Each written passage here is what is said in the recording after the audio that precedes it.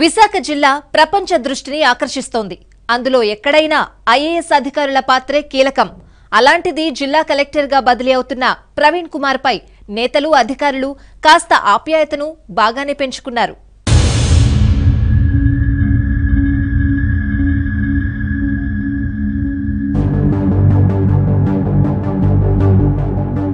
విశాఖ నగరానికి ఎంతో ప్రత్యేకత ఉంది. ఏపీ ఆర్థిక రాజధానిగా అన్ని విధాలుగా ఇప్పుడున్న అమరావతి కంటే విశాఖ ఓ అడుగు ముందే ఉంది. అందుకే ఇక్కడ పనిచేసే అధికారులకు ఎంతో ప్రాధాన్యత ఉంటుంది. విశాఖలో పోస్టింగ్ కోసం ఐఏఎస్లు కూడా ఉవ్విళ్ళూరుతూ ఉంటారు. అలాంటి చోట కలెక్టర్గా 6.5 ఏళ్ల పాటు పనిచేశారు ప్రవీణ్ కుమార్. 2012 నుంచి 2015 వరకు జాయింట్ కలెక్టర్గా పనిచేసినప్పుడు ఆయన పెద్దగా ఎవరికి తెలియదు. అయితే జీవీఎంసీ కమిషనర్గా వచ్చిన తర్వాత ప్రవీణ్ వ్యవహార శైలిలో మార్పు వచ్చింది. నిబంధనలు పక్కాగా అమలు చేయించడం, ప్రజలకు ఇబ్బందులు కలిగించకుండా వ్యవహరించడం వంటివి ఆయన్ని చూసి కింది స్థాయి అధికారులు, సిబ్బంది అలవర్చుకున్నారు. యంత్రాంగం ఆ తీరే నగరాన్ని స్మార్ట్ నగరంగా తీర్చిదిద్దింది. ఈ మధ్యకాలంలో ఐఎఫ్ఆర్ పార్ట్నర్షిప్ సమ్మిట్ వంటి మెగా ఈవెంట్స్కు నగరం ఆతిథ్యం ఇచ్చింది.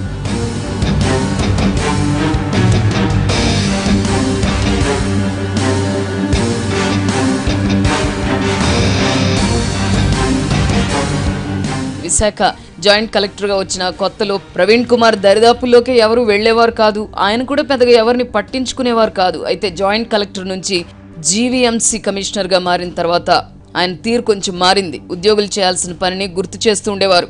అలసత్వం వహించిన వారు వెంటపడి పని చేయించేవారు. అలాగని అన్నడు ఉద్యోగులను వేధించలేదు. కాంట్రాక్టర్లను, అధికారులు తమ చుట్టూ తిప్పుకునే విధానానికి స్వస్తి పలికి పని పూర్తయిన 2 నెలల్లో డబ్బు చెల్లించే విధానాన్ని తీసుకొచ్చారు.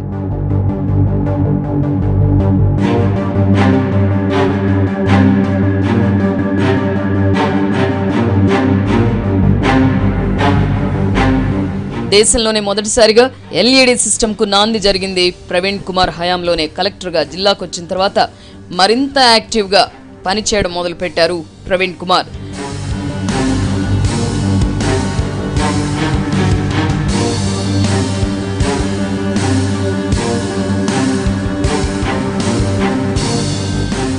జిల్లా మంత్రులు అయ్యన్నను, గంటాను సమన్వయం చేసుకుంటూ పనిచేయడం పెద్ద సమర్థతే అని చెప్పొచ్చు.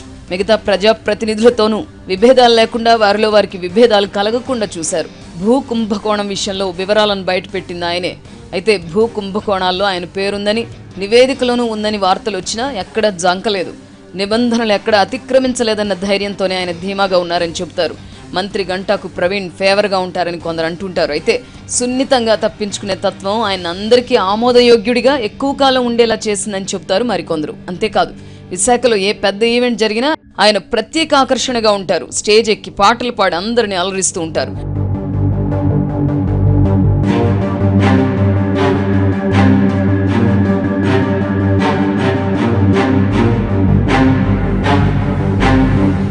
వైజాగ్ యూత్ ఆయన్ని విశాఖ సల్మాన్ ఖాన్ అని అభిమానంగా పిలుచుకునేవారు. అలాంటి ఆయన ఇప్పుడు పశ్చిమ గోదావరి జిల్లాకు బదిలీ మీద వెళ్తున్నారు. అంతగా ప్రాధాన్యం లేని జిల్లా అని కొందరు అంటున్నా, పోలవరం లాంటి ప్రాజెక్ట్ నిర్మిస్తున్న జిల్లాలో తన అవసరం ఉందని ముఖ్యమంత్రి భావించి ఉంటారని ఆయన చెప్పుకుంటున్నారు.